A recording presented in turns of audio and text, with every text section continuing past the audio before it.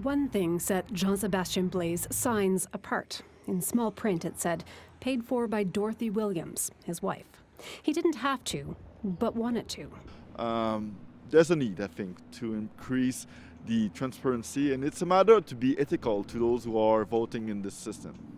Disclosure of municipal campaign money is not an issue that's had a lot of attention in Whitehorse. Unlike most of Canada, there are no rules. No need to say who donates what or how it's used. And whether that should change depends on who you ask.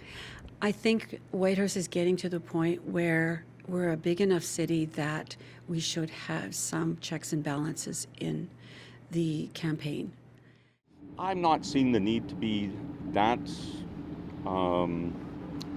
regulated when it comes to things like transparency. I'm not sure that that's relevant. CBC asked many of the candidates how much they spent on their campaigns. None were willing to share who donated, but based on self-declaration, some spent less than $100, or some $1,000, and then still some much more. Mayor-elect Kirk Cameron had the largest campaign by far. He says he spent about $15,000 plus another $20,000 in kind. Cameron says half the money came from donations, including some corporate ones. I wasn't letting them go to like $5,000, $10,000, $15,000. They were not. I was not prepared to accept those numbers. I capped it as whatever the highest private sector contribution was. I thought that's fair, but then it also puts me in a position where I can say to all of those contributors that you contributed to a campaign that got me elected. Let's talk if there are things you want to talk about that are important to the city. The runner-up for mayor, Dan Bushnell, tells CBC he was approached with offers of cash for favorable consideration.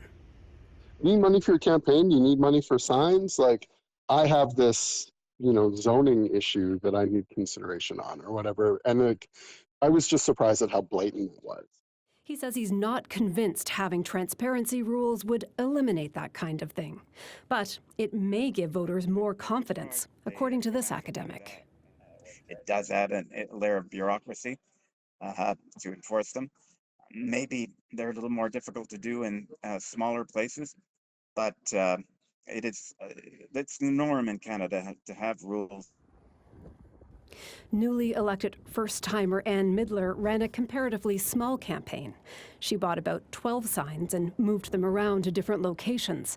Midler says she spent about $1,500, half her own, $500 from her parents, and a bit from friends.